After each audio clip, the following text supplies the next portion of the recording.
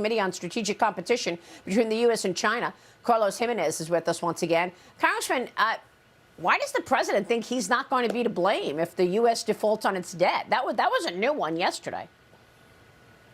I haven't the faintest idea why Joe Biden would say something like that, but it doesn't surprise me. Joe Biden always says that everything he does is great and everything he does is a failure. So, yeah, that's par for the course for Joe Biden. Well, President Biden wrapped up his G7 trip yesterday saying that the U.S. and China relations will, quote, quickly improve.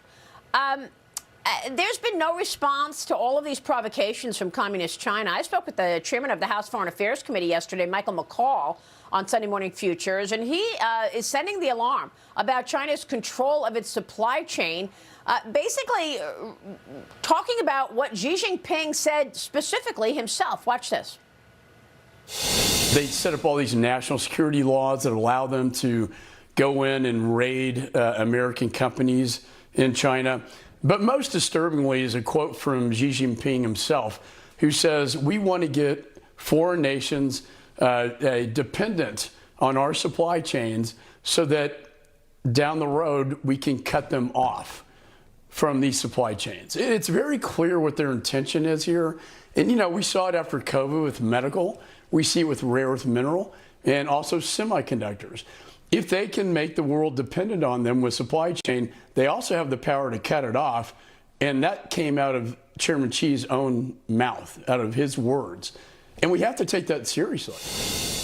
Congressman, what about that? Xi Jinping said that in a speech, exactly what Michael McCall just said. The speech was in April of 2020.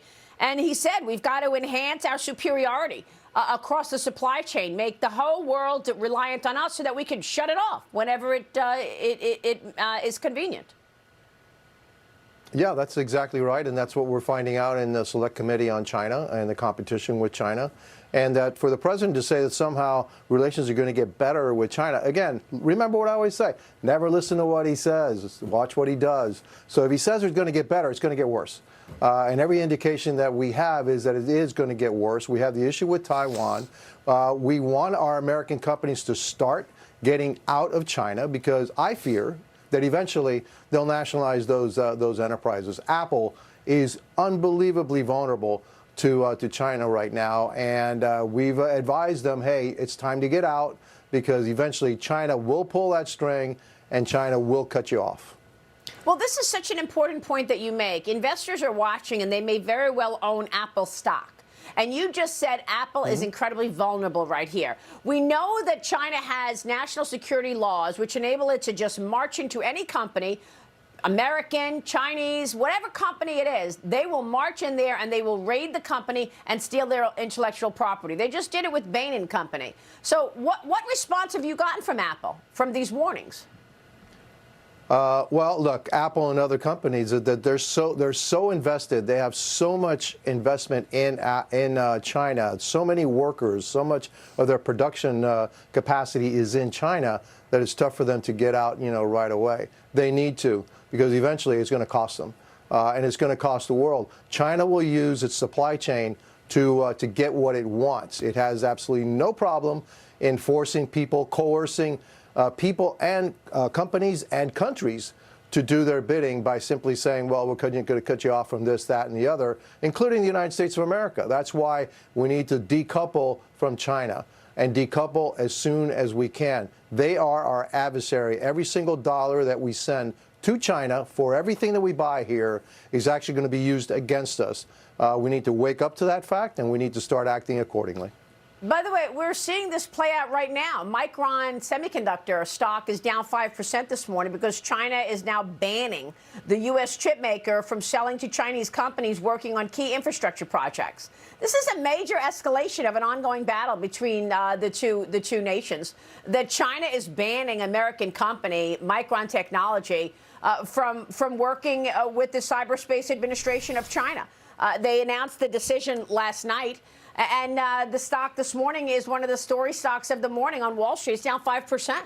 And then you've got politics being played out against Republicans. Did you see what the NAACP is doing? Is this travel advisory discouraging people from visiting Florida, claiming that Governor Ron DeSantis' policies are openly hostile toward African Americans, people of color, and LGBTQ? Congressman, what's this about? The NAACP, DNC, yes, they're just an arm of the DNC. They have been for quite some time, and so it doesn't surprise me. It's just politics as normal. Look, well, we have a great state. Our governor is a great governor. Obviously, look, all you have to do is how many people are moving to Florida? How many people are getting away from New York and California and Chicago? That says it all. This is the great state, the great free state of Florida. People are flooding here because they want to live here, because it's a great state to live here. And so, you know, the NAACP, DNC is doing everything it can to start to, you know, tar him and tar Republicans. But, you know, it's not going to work. People are going to continue to come down here. They know how great it is down here. Well, I mean, what a huge flow of people and revenue having gone to Florida from high-tax states over the last couple of years. Pretty incredible. Congressman, we're expecting Ron DeSantis to announce his presidency bid this week. It could happen on Thursday, we're told. Have you decided who you're supporting for president in 2024, Congressman? Will it be Ron DeSantis? I'm supporting the Republican candidate, but at this point, I've thrown my hat in with President Trump. And so at the end, this process will work itself out. We'll have a nominee. Whoever that nominee, we're all going to get behind. But at this point, I support the president.